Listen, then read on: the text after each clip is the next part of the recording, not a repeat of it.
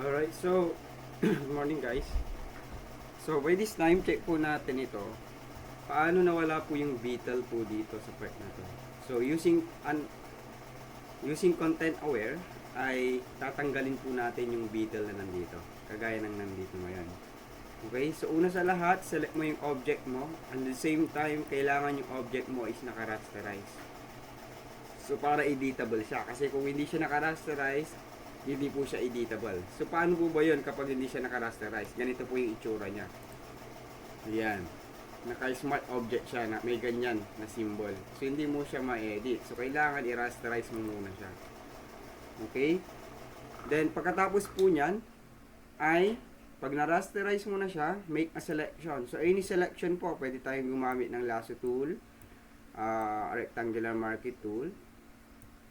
Yan, itong dalawang to applicable kasi nga wala siyang mga graphics na pwedeng makahadlang sa pag-select sa kanya, not unless na meron siyang background dyan. So mas mahihirapan tayo.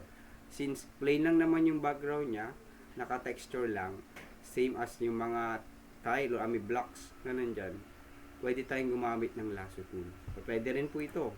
Ayan, so marquee tool. Ayan. As long as merong selection, maseselect lang natin, ma-identify natin yung object natin.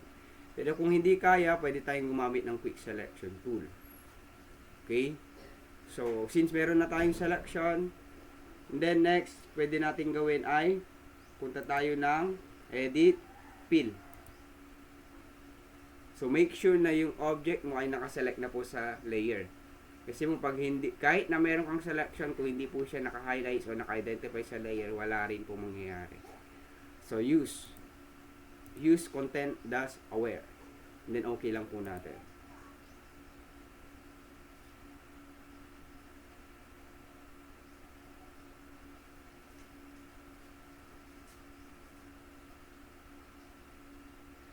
So, see? So, na-eliminate po natin yung isang bagay na hindi tayo nahihirapan o hindi natin ini-erase. Hindi rin ako-compromise yung image natin.